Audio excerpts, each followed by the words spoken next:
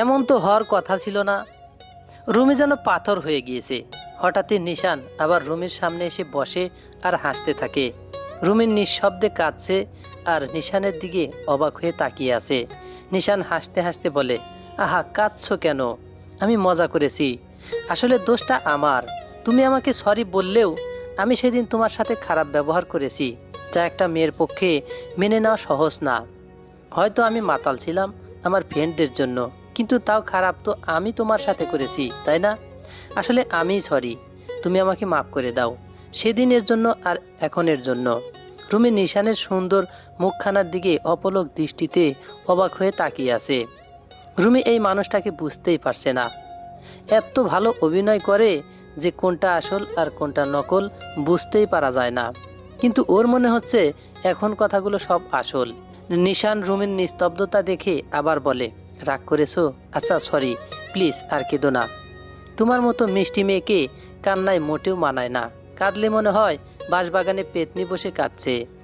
রুমি আর না হেসে পারল না, পেতনি বলেছে বলে। রাগ করবে নাকি? যেভাবে বলেছে তার জন্য হাসবে? রুমি হাসিটাকেই বেছে নেয় আর কান্না মিশ্রিত হাসি দিয়ে বলে, আমাকে বাঁশবাগানের পেতনি লাগে? আপনি দেখেছেন কখনো পেতনি? হ্যাঁ, এই যে আমার সামনে বসে কাঁদছে। তুমি কাঁদছো বলেই তো তোমাকে পেতনি লাগছে। এমনিতে তো খুব মিষ্টি লাগে। হয়েছে, আর পাম দিতে হবে না। আপনি খুব ভালো অভিনয় করেন। আমাকে কাঁদিয়েই ছাড়লেন। আচ্ছা বাবা, সরি। বলো কি খাবে? আপনার মাথা। ওকে, এই মামা, আমার মাথাটা ফ্রাই করে দাও তো। এই কি বলছেন? আপনিও না আমার মাথা খাবে বললে না, তাই অর্ডার দিলাম। দূর, আপনি খুব মিশুক, তাই না? হুম, হয়তো।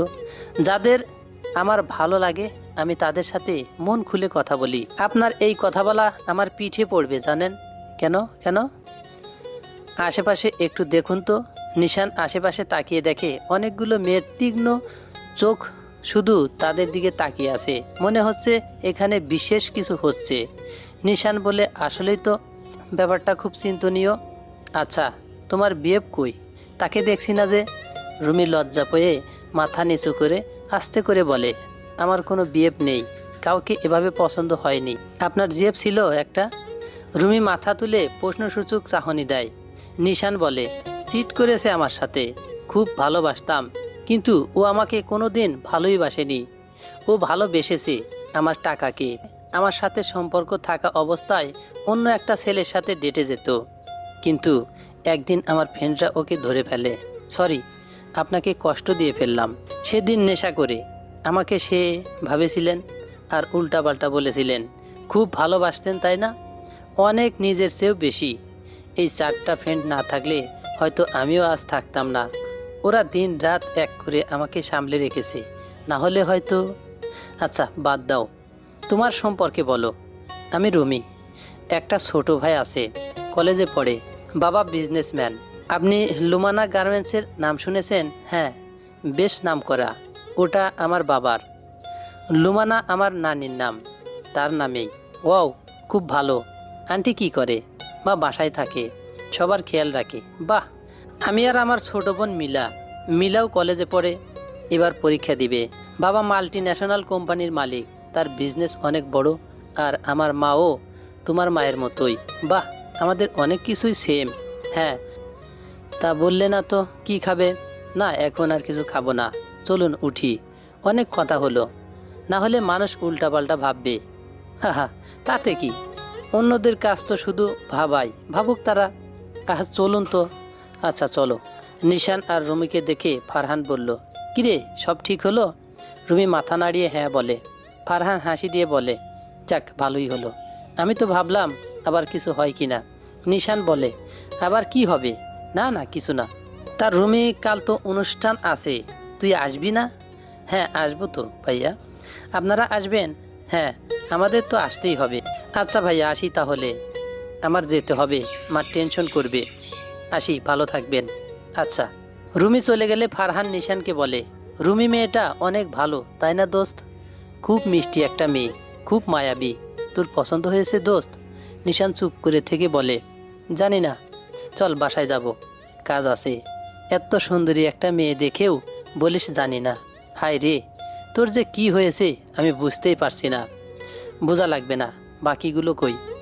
ওরা শয়তানি করতে গেছে নতুনগুলোর সাথে। এই তিনটা কি আর ভালো হবে না দোস্ত? কি বলবো বল, বাচ্চা স্বভাবটা রয়ে গেছে ওদের। চল আমরা যাই। একটা কাজ করিস তো। কি? রুমের নাম্বারটা পাঠিয়ে দিস তো রাতে। ফারহান বোকা হয়ে যায় নিশানের কথা শুনে।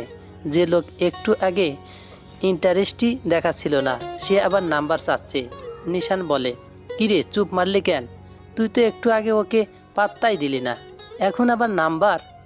তুই বুঝবি না, রাতে নাম্বারটা পাঠিয়ে দিস। তুই গাড়ি এনেছিস? হ্যাঁ। যা তাহলে, আমার একটু কাজ আছে। শোন, মিলার কলেজ ছুটি হয়েছে অনেক আগেই। শালাবাবু, আপনি লেট করছেন? কি বলিস? আল্লাহ, আজকে আমার খবর আছে। দোস্ত যাই আমি। সাবধানে যাস। আমার বোনটাও কি একটা মেয়ে? এইটুকু মেয়ে এত বড় ছেলেকে কিভাবে কন্ট্রোলে রেখেছে? বাঙালি মেয়ে আফটার অল। জিউ বোন জিউ। হ্যাঁ। নিশান হাসতে হাসতে গাড়িতে করে বাসায় চলে যায়। অন্যদিকে রুমি বাসায় গেলে ওর মা বলে, মা কি রে মামনি, তোর ক্লাস কেমন চলছে? ফারহান হেল্প করছে তো? হ্যাঁ মা, ফারহান ভাইয়া আর তার ফ্রেন্ডরা অনেক ভালো, আমাকে অনেক হেল্প করছে।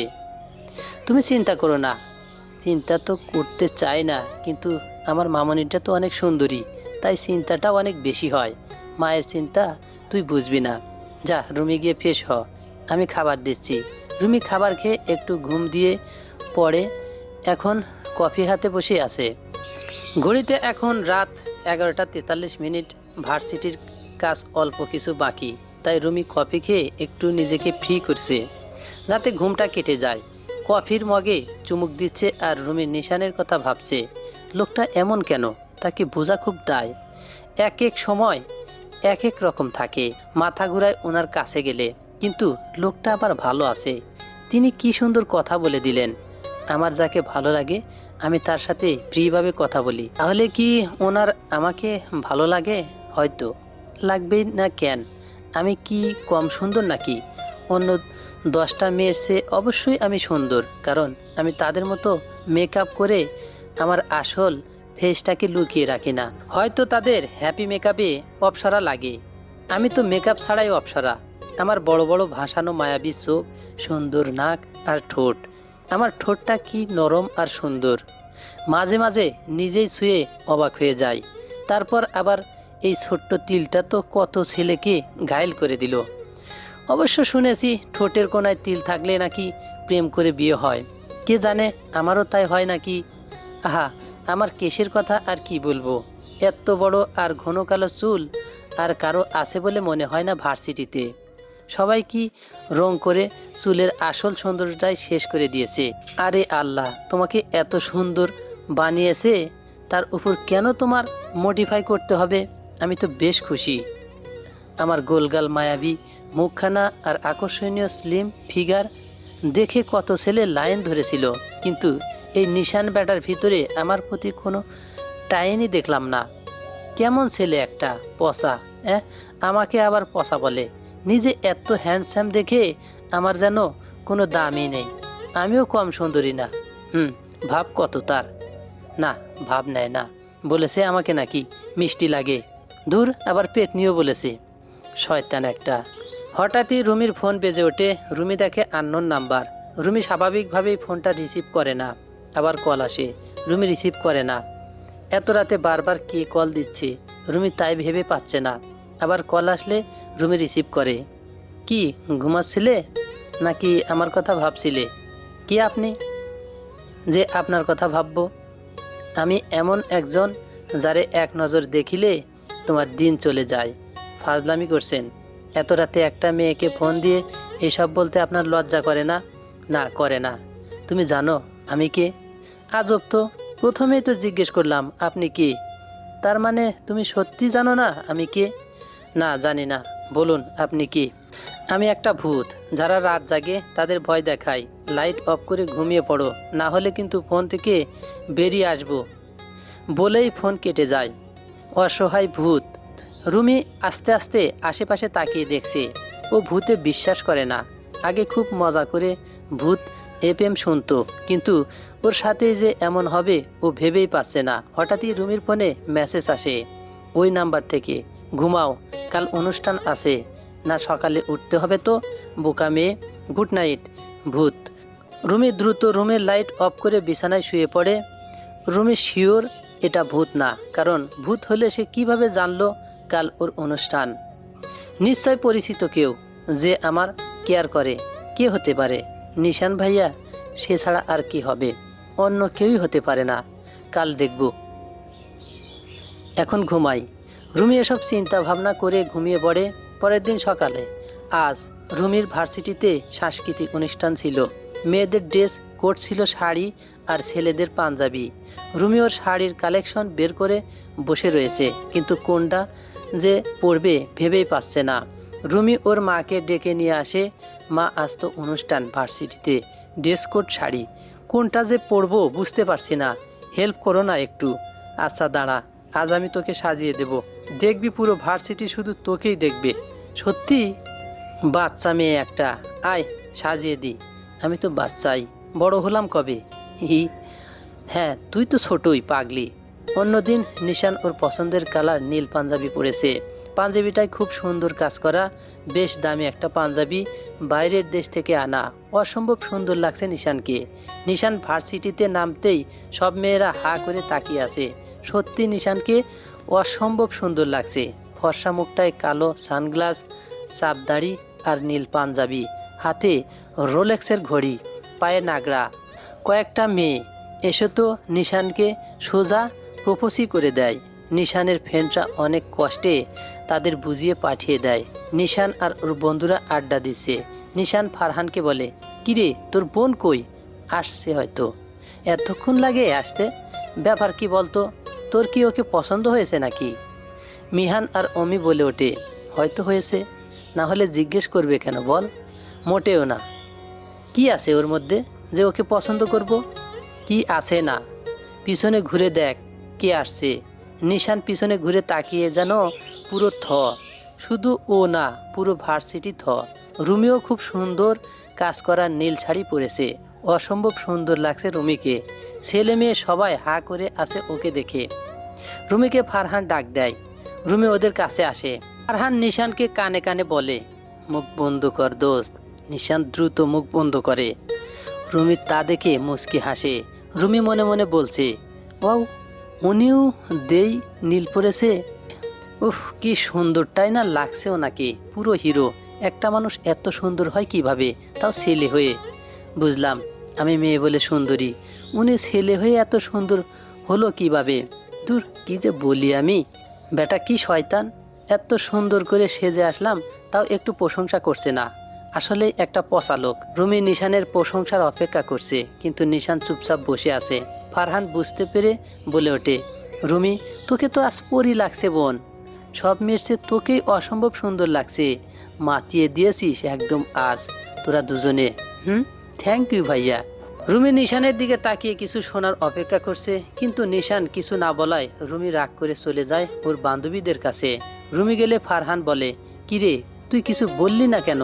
মেয়েটা তুই কিছুই বলবি সেই অপেক্ষায় ছিল, এখন রাগ করে চলে গেল। যাক, তুই বুঝবি না, চল ওদিকে যাই, তোরাও আয়। রুমি বান্ধবী, তোমাকে যা লাগছে না, উফ, তুই তো আমাদের ছাড়িয়ে গেলি। এত সুন্দর করে সাজলি কি করে? মা সাজিয়ে দিয়েছে। ওয়াও, আন্টির কাছ থেকে তাহলে আমাদেরও সাজতে হবে। আচ্ছা আসিস, তোরা একটু দাঁড়া, আমি আসছি। ওকে। রুমি ওয়াশরুমে গিয়ে ওর শাড়িটা ভালোভাবে ঠিক করে নেয়। তারপর বাইরে বেরিয়ে আসতে নিলেই হঠাৎ কে যেন ওকে টান মেরে একটা ক্লাসের ভিতরে নিয়ে যায়। ওকে দেওয়ালের সাথে চেপে ধরে, ওর মুখটা হাত দিয়ে চেপে ধরে। রুমি তাকিয়ে যাকে দেখে ও কল্পনাও করেনি সে এমন কিছু করবে, কারণ তার একটা হাত রুমির মিশ্রণ নরম কোমরে বিচরণ করছে। রুমি ছোটার চেষ্টা করছে, কিন্তু পারছে না। রুমি ওর হাত দিয়ে তার হাতটা সরানোর চেষ্টা করছে, কিন্তু পারছে না। সে অনবরত রুমির কোমরে শুয়েই যাচ্ছে। লোকটা হঠাৎই রুমিকে ঘুরিয়ে ওর খালি পিঠে হাত বুলাচ্ছে, কোমরে হাত দিচ্ছে। রুমি গা যেন জ্বলে যাচ্ছে। সবচেয়ে বেশি কষ্ট হচ্ছে এই মানুষটাকে এসব করতে দেখে। রুমি স্বপ্নেও ভাবেনি নিশান ওর সাথে এমন করবে। নিশান রুমিকে আবার ওর দিকে ঘুরিয়ে রুমির খালি কাঁধ থেকে পুরো নরম হাতটা স্পর্শ করে যাচ্ছে। রুমি আর না পেরে কেঁদে দেয়। ওর চোখ থেকে টপ টপ করে অশ্রু পড়ছে। রুমি ওর সব শক্তি এক করে নিশানকে জোরে একটা ধাক্কা দেয়। রুমির মুখের উপর থেকে নিশানের হাত সরে গেলে রুমি যে চিৎকার করে পালাতে যাবে, অমনি আবার নিশান রুমিকে চেপে ধরে, আর সাথে ওর মুখও। রুমি নিশানের চোখের দিকে তাকিয়ে কেমন জানি ভয় পাচ্ছে, কারণ নিশানের চোখে কোনো কামুকতা কিংবা নেশা নেই।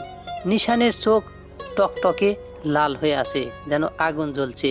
রুমি নড়াচড়া করতে নিলে নিশান ওর আঙ্গুল দিয়ে রুমিকে একদম চুপ থাকতে বলে, ইশারায় কোনো কথা বলতে না করে।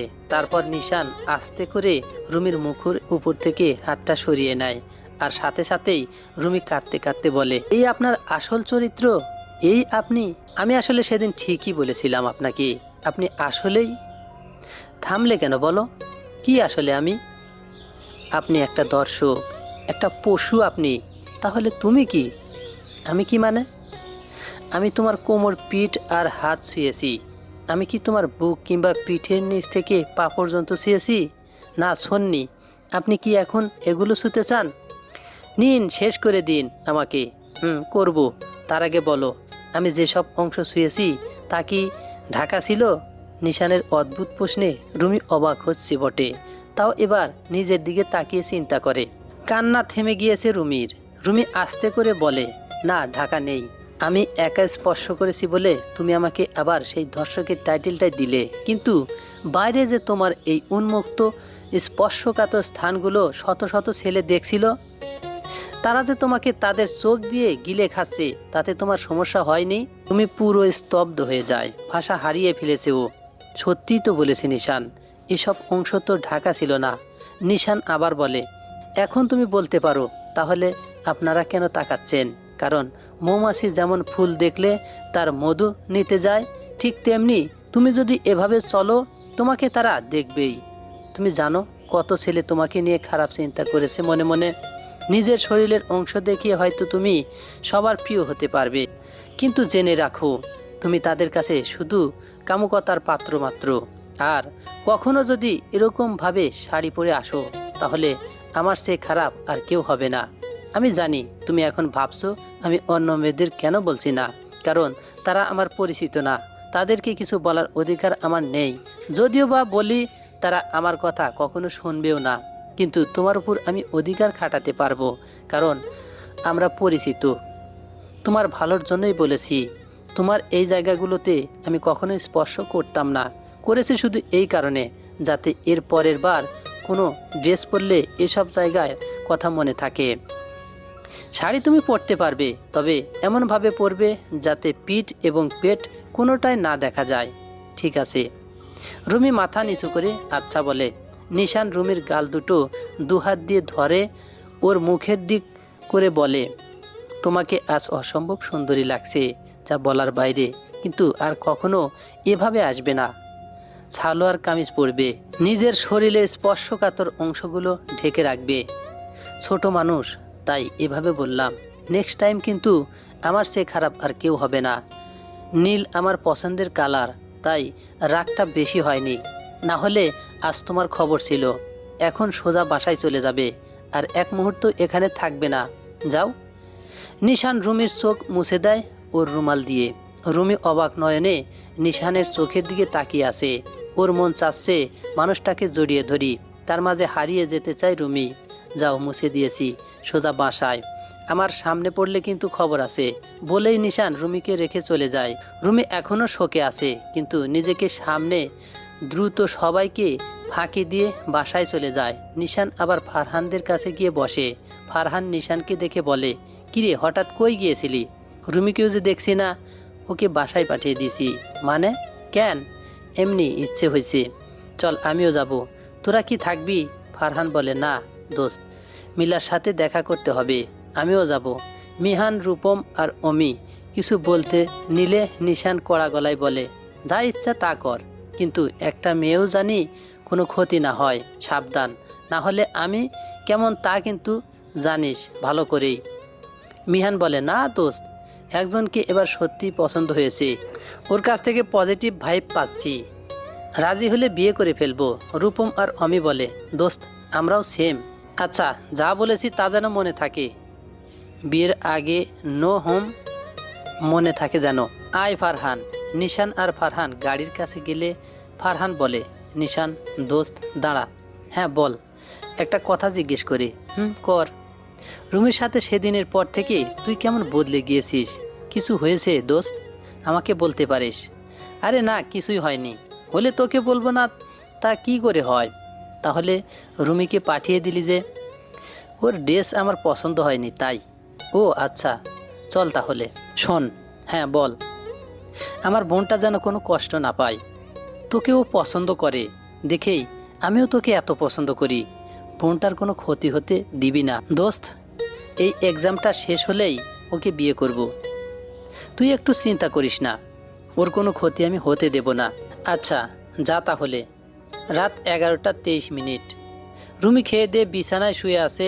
মাথার ওপর ফ্যানটা ভোঁ ভোঁ করে তার আপন গতিতে ঘুরছে। রুমি ওর কোমরে হাত বারবার শুয়ে দেখছে। বারবার নিশানের কথাগুলো মনে পড়ছে। রুমি মুচকি হাসছে আর মনে মনে বলছে, আমি আজও তাকে ভুল ভাবলাম। কী সব বললাম তাকে। একটা মানুষ এত ভালো কিভাবে হয়? সত্যি আমার এভাবে শাড়ি পরা উচিত হয়নি। আমি বুঝতেই পারিনি। না, আমার উচিত ওনার কাছে মাপ চাওয়া। কিন্তু ওনার নাম্বার, গতকাল রাতে যে নাম্বার থেকে কল এসেছিল, আমার মন বলছে ওটা উনিই ছিলেন। দিব একটা কল, যদি উনি না হয়। আচ্ছা দিয়েই দেখি। রুমি সেই আননোন নাম্বারে কল দেয়। প্রথমবার কেউ ধরেনি। রুমি আবার কল দেয়। এবার ফোন রিসিভ হয়। রিসিভ হলেই ওপাশ থেকে কি হঠাৎ ভূতের কথা মনে পড়ল। আপনি নিশান ভাইয়া তাই না? কি মনে হয় আপনি নিশান ভাইয়া? শিওর? তাহলে গতকাল চিনলে না কেন? বুঝতে পারেনি, সরি। তা হঠাৎ কি মনে করে কল দিলে? আসলে ভাইয়া, এত ভাইয়া ভাইয়া করো কেন? আমি তোমার ভাইয়া লাগি না। না তাহলে কি বলবো? শুধু আপনি বলবা। আচ্ছা আমাকে মাফ করে দিয়েন আজকের জন্য।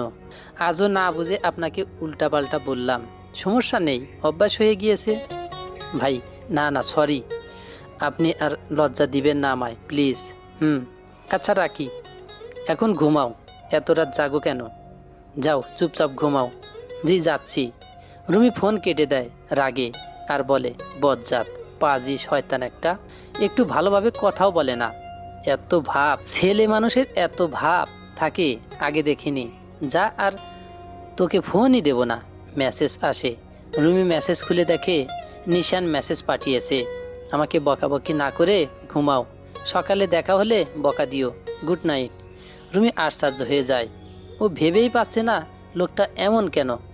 বেশ অদ্ভুত একটা লোক, একে বোঝা খুব দায়। কিন্তু এই অদ্ভুত লোকটাকেই কেন জানি রুমির খুব ভালো লাগতে শুরু করে।